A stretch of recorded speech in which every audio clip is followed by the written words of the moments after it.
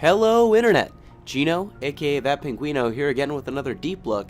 This time I'm going to be taking a look at Mass Effect for the Xbox 360. And the thing I'm going to be looking at in this game is the relationship system in Mass Effect. So, without any further ado, here's my femme shep, Jane Shepard. And the thing I'm going to start with is one of the... I guess I'd just call it a minor annoyance in the Mass Effect system. In the Mass Effect games and the relationship system. And that is the loop of the Normandy that you have to do pretty much every single time you get back to your ship after a mission. Every mission in Mass Effect has the chance of causing your characters to progress in dialogue, so that when you talk to them the next time, they'll have something new to say, and your relationship will grow. You'll get the opportunity to rap with them and tell them how they should live their lives, because you're Commander Shepard and you know everything. And to find out if they have something new to say, you have to physically run up to them on the ship and start talking to them. And in the first game, that's not that bad. There's only 2 floors in the ship that you really need to care about, where all your characters live. And those loops take 2-3 minutes to really check. By the Mass Effect 2, you've got almost 4, I think you've got 4 levels of your ship, each with characters that matter living on them.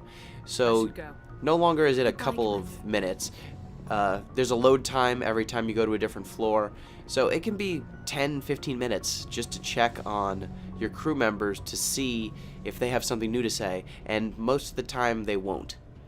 And it's a minor annoyance, but it's something that could really be avoided if the characters in the game had more dialogue options than they had opportunities to speak, or at least as many dialogue options as they had missions. So even if it's something small, just something so that they're not repeating dialogue and you're not coming up to them and, you know, you just defeated a big Cerberus base and, so Rex, what do you think? Or Tali, what do you think about that mission we just had? Oh, hi Shepard. Do you have anything to ask? I guess not, Tali. Okay, bye. Like, it's really anticlimactic, and it really takes you out of the immersion of the game when these characters who you've just been fighting alongside in these major battles have nothing to say about them. So, little room for improvement. It's not something that completely ruins the game by any means, but it's just a small oversight that, compounded by how many times you have to really go up to people, especially like Garrus in Mass Effect 2 living at the end of a really long hallway, and he has some of the smallest amount of dialogue options, at least when you're a male Shepard. Really annoying to run up to him and just have him not say anything. It's risky, but hopefully. So another one of the big things about the dialogue wheel itself in Mass Effect, everything, all of your conversations are done via the dialogue wheel. Every single choice will live in one of the usually 5, sometimes 6 quadrants of the wheel. At the top right, you've got your Paragon choices, that's your good guy choices. At the bottom right, you've got your Renegade choices, which are kind of your jerk person choices. Middle, you've got neutral. Top left, you've got your super duper Paragon choices. If you're a goody 2-shoes, you can use those. And in the bottom left, you've got your super renegade options, where if you're a jerky jerk, you use those. Blue for Paragon, red for renegade. So what happens by just structuring dialogue in the form of a wheel like this, and having the locations on that wheel always just map 1-to-1 to a moral choice in this system, Paragon versus Renegade, you stop valuing what the actual dialogue choices say. Like, no kidding, don't worry, trust me. You don't care which of those choices, what those choices actually are, because most of the time, it really behooves you to min-max Paragon or Renegade in this game.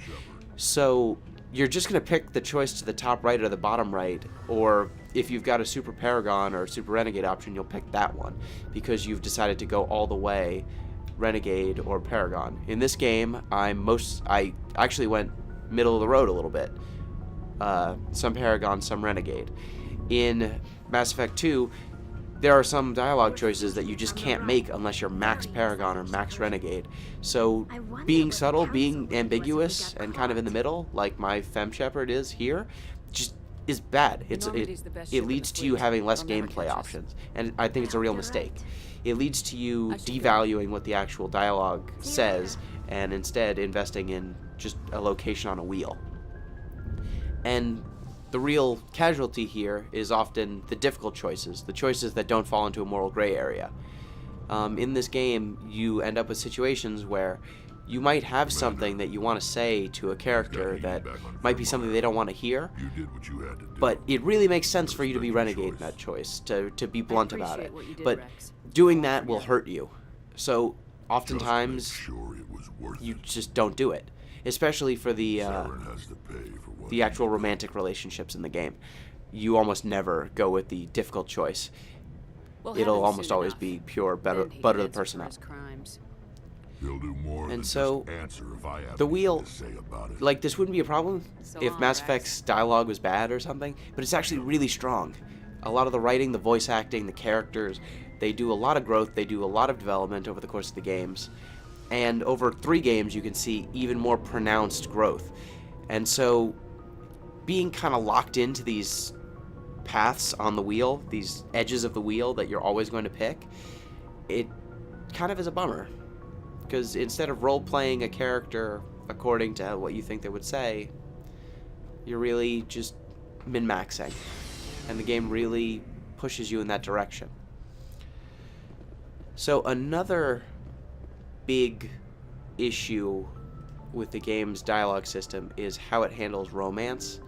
And it's really more of a structural problem than a inherent problem in the dialogue wheel and the dialogue systems themselves.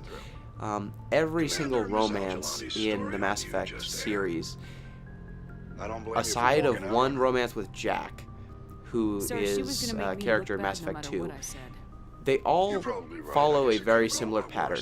You will slowly grow closer to characters as you talk to them on missions, after missions, and at the end of the game, the very, very end of the game, at the point of no return, there will be a moment where your character will finally express their attraction to whoever their paramour of choice is.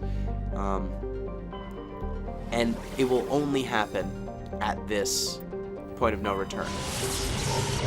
Now, it's really odd. It's not odd in the first game, because in the first game, you're still working for the Alliance. You've got things like rank that are a consideration.